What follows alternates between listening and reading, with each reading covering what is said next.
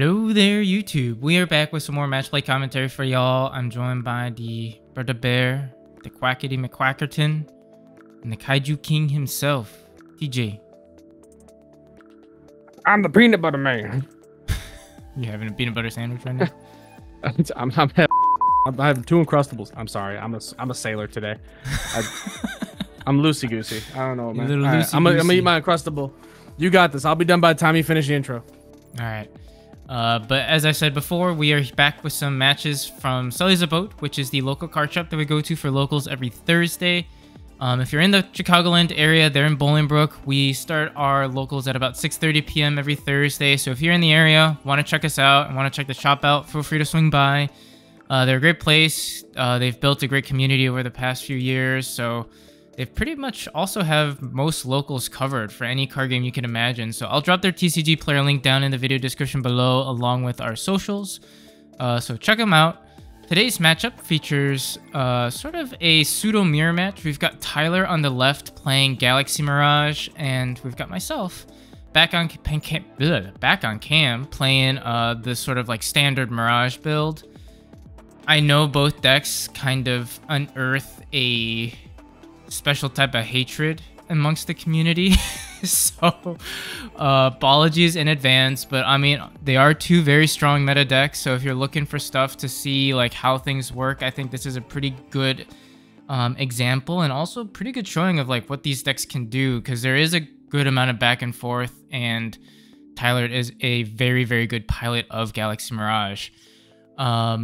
But yeah, a couple things before we hop into the round itself. If you like the content, you like what you're seeing, hit that like and subscribe button. We would greatly appreciate it. And like I said earlier, check out the socials as well as the instructions on how to become a member to our channel if that's what you're interested in the video description down below. But yeah, without further ado, let's hop right into the round over here. This is gonna be. You ever watch those fight videos where it's like both people in the fight are like you don't like either of them? You know what I mean? I do. That's what like this video is gonna be. I did finish the Uncrustable, by the way. Nice. We have a pretty standard start by both sides here. Tyler just setting up his rookies. He does the typical Lunamon play where he can bounce it back into memory, then going into a Fira. It's kind of crazy that Lunamon's just a recyclable memory boost. And speaking of recycling memory boost, tucks it using Corona's effect to go into a Luna, or Lekka, sorry, and cycles through, picking up, it looks like he's debating between Gauga and the level 5. But he gets 2. Yeah. He gets the Gauga no matter what. I think he wants to pick Tamer up here, yeah. So he picks a Tamer up and picks the Gauga, which is very, very fair. Yeah. And then drops a Tamer, suspends said Tamer to tuck, and then go into another Lekkus for more cycle. So it's been a while since I played Galaxy Mirage, or Galaxy in general, and like when he was doing that, I was like, honestly, I feel pretty good. He's like building up his hand size. I have a line that I can go up into. I was kind of hyper-focused into just getting rid of his stack. So I was just like, let's just go straight into BT11. Don't worry about any jamming shenanigans where he could like either ace me or like hit something weird in security. Let's just get rid of it. And then I ended up just dropping a Tamer because he was going to go to 3, I believe, anyway. I mean, this isn't bad. No, I feel like. No, it's not. I felt pretty good here. Like, you punish any sort of card draw that he would do if he does any sort of search with level 4s. Especially how many cards he has in hand. So it's really good to have like a Mirage this early, I think. I mean, I think you probably could have been a little bit aggressive, because even if there was like a Zudo Ace or something like that, you're pretty okay. And he couldn't have bounced you. Speaking of, but he does do that. Yeah, he does instantly bounce you right after I was talking about that. My bad. I apologize. No, you're fine. I was like, that's fair. I was like, you know, this is probably going to be a lot of that, you know, because we're both playing kind of Mirage top end. I figured, you know, at this point, it's going to be about who can kind of push that late game aggression, which after my BT11 got ousted, I was just like, okay, we kind of have to pick it up a little bit and kind of go for a big play, because Tyler definitely has like searched enough where I'm like, he definitely has what he needs. I just need to be faster at this point. Yeah. So I do a bunch of searching with 2 Memboosts, go into a Gauga in the back where I'm like, okay, if I can like pull off something maybe next turn, that would be ideal. And I think Tyler's on the same vein where he kind of promotes both. Deciding if he wants to bounce the Luna, maybe? I think here he decided to keep the Luna and just went straight into a Lekis. Picking up the Fira and the Gauga. And then he asked the question that I'm like, oh god, is this what it feels like? How many cards in hand? I'm like, oh god, here we go. Tucks Lekis to go into Gauga. Gains a memory since we both draw, and I have more than 8. Since I have about 9 now. Goes into another Gauga just to bulk my hand size up. Gains another memory. Oh, see what's about to happen. And I was just like, oh boy. Here we go. Tucks the Gauga, gains another 2. Yep. So he's got the perfect cycle going on right now. Yeah. Because now he can do Flaremon for 1. Then he can very easily, if he wants, go into Fira, top 3, grabs 2 targets, bottom's Lekis. Can tap Konsio. Yep. Tuck that under. Evo for free into Huang Kun. Huang Kun spit out a body. Plays out the Luna. Yeah. And at this point, I'm just like, I'm just gonna set it up because I know what's coming. Like I'm pretty much like, oh boy, this could be the end. Yeah, if he had a blue level 5, I think he probably would have just gone straight into Mirage off of just using Konsio to cycle the other stack there. Yeah. Jesus Christ, dude. But yeah, I was just sitting there. I'm just like both in awe and just like also like, so this is why people hate this deck. Yeah. Because I'm like sitting here, I'm like, I thought I was in a good spot, and then all of a sudden I'm staring down at this, and my hand size is in a very dangerous position. And I'm like, I very well could just lose now. So yep, we see Mirage come out for 4. He gains 3 memory. Yep. And he can do a bunch of crazy things here. Because he's got the Huang Kun inheritable. But just decides to pass turn with a Konsio. Going into another Mirage. And then keeping turn. Yep. Yeah, and both those stacks can swing. Can swing Huang Kun. Can use Huang Kun effect, tuck the Gaogamon under to restand. Swing again.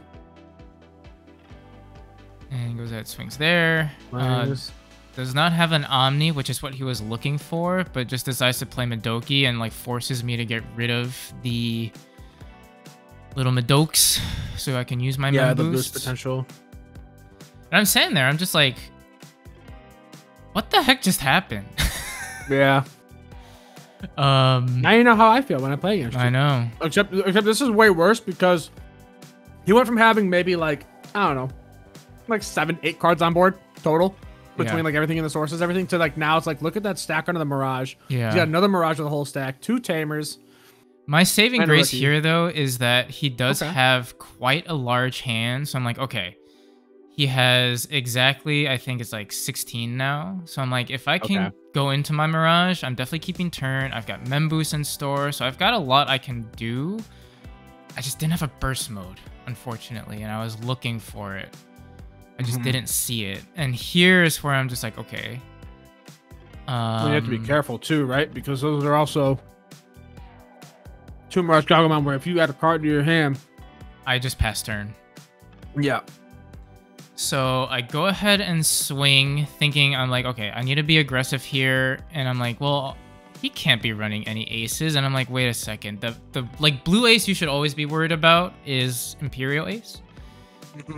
And I totally forget about that guy. So he does ace me there. He strips my sources. So gains overflow off of the Zudo being lost. And is able to kind of just like bottom deck stuff on his end. Yeah. So it's pretty solid. And then the A goes back over there. Clarifying that nothing happens to Mirage. It just like doesn't have jamming anymore, which I'm like, okay, what are the chances? And then I hit a Hexaplow. And then, yeah, that's pretty tough. I was like, well, that's not good. So I do full moon here. So I'm like, okay, let's just get rid of it. I gain 5 overflow, and then I gain 4 off of the size of his hand. Yeah, so you go back up to 3. Because the hope was that Mirage lived, and then I could like do the full moon on another stack, and then go like burst mode into the other stack and just clear board. Yeah. The thing is, right now is you really need a way to clear that other Mirage. Correct. And I don't have one because I have one full meteor in my deck and it's already gone. So I'm like, well, let's just play a blocker. Maybe he can't get rid of it. I don't know. And we play out a Gauga. Sure. Yeah. I mean, doesn't hurt to just go for it, you know, see what you can do. And then we've got 12 cards in hand, which is absolutely just like scary zones there. Yep. We see Tyler kind of cycling through stuff here. We'll go Luna in the back. He's checking his massive hand. He probably has, he has every card under the sun in there. We'll go ahead and go. Yeah. Do a little bit of search, grab a Corona. And here's where I'm like, yeah, I'm kind of cooked. He has so much cycle here that I'm just like, there's no way that he can't get rid of my BO. Even I have a Zudo Ace here. Like, it's not going to do anything. He can just coincide right now and then go into the Paladin Ace for free. So, yeah, just do that. Tuck that there. Go into, he chooses the Evo there for free. Gain a memory. He gains that more memory. Sure. Yeah. Smart. And then Mach Gao to bounce the blocker and then swings for game. Yeah. So well played. Well played. Not much I could do. Very good. Very good from Tyler. We go game 2. And I think Sonny made this point too, like before we even kicked off locals, which is like Mirage, we know what it does. Like I'm not gonna beat that, you know, course again because we all know the spiel. But Galaxy Mirage, I think, has like a little bit more like flexibility with what you can do. Like there's a little bit more of like expression, if that's the right word for it. I don't know if it is, but you know what I'm trying to say. Yeah, I get you. Where you can kind of play around with memory. There's different ways in terms of maybe just like straight out aggression with like this whole like Galaxy Apollo and stuff like that too. So a little bit more tools in the toolbox per se. That make it pretty scary with just how much memory you're printing. Yeah. No, for sure. It's also just hard because like there's so many unexpected plays they can make because it's so toolboxy that like it gets crazy. It gets crazy trying to keep track of all the things going on with it. Yeah. But we start off by just going into a Gauga in the back, which is always a pretty solid start for a Mirage player, just like building a level 4. So this kind of puts the pressure off of your stack building and lets you set up like tamers and resources. And Tyler does the same, just goes into a Lekis in the back and goes ahead and drops a Luna. And here I'm like training. Let's just try to pick up some pieces. I believe here I'm missing a level 5, so I'm just like looking for it. And I'm like, well, we have 2 targets there, which is like a blessing and a curse against this deck because now I've just added 2 cards to hand, even though I need them. Yeah. Tyler just gains all the memory in the world here. Goes into Gauga, gains memory, does the thing.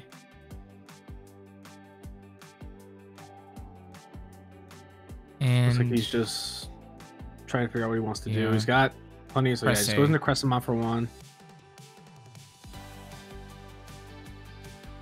And here he goes Apollo for 4. Yeah, that's pretty good.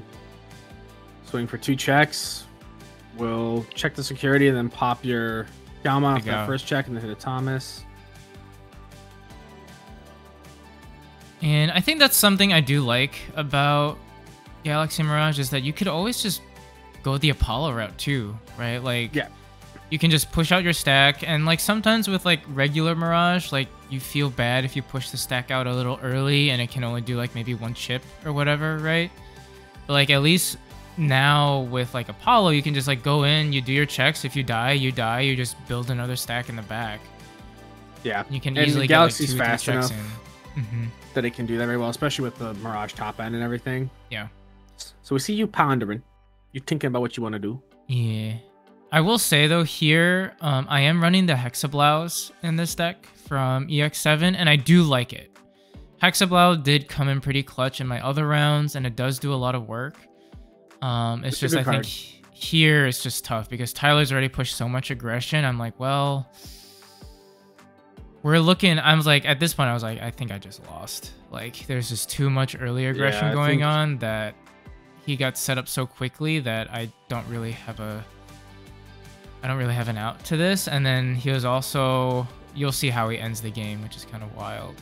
I think you probably needed to push up last turn and try and make a play. Were you missing a 5? Yeah, I was still missing a 5. That's I don't think I had a 5 here. I was just digging for it. Crazy, 2 10 cards in hand, no 5. And just swings. And he drops a Louis. Louis, yeah. Wow. Yeah. And that'll do it. Yeah, that will do it. Speaking of toolbox, I mean, like that was a very, very clean game too. You know, very just quick, precise, and just straight to the point. It was good. It was a very good game. Yeah. So shout out Tyler. Well played and good stuff. Good luck at I think it's Dallas, right, this weekend. I think he's going down there this weekend. So good luck, my man. Hopefully you do well. Bring it home. And do us proud. And hopefully you guys enjoyed the video. Let us know what you guys think in the comment section down below. As always, if there are certain decks you want to see, we are trying to be better about like engaging our members and, you know, the rest of our community about like deck profiles and like stuff you guys want to see. And we've got some pretty good engagement going on. I hope you guys are enjoying the members only stuff, at least initially members only, and then public that TJ's been spearheading, which has been awesome.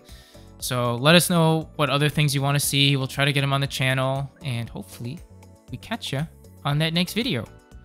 Bye-bye.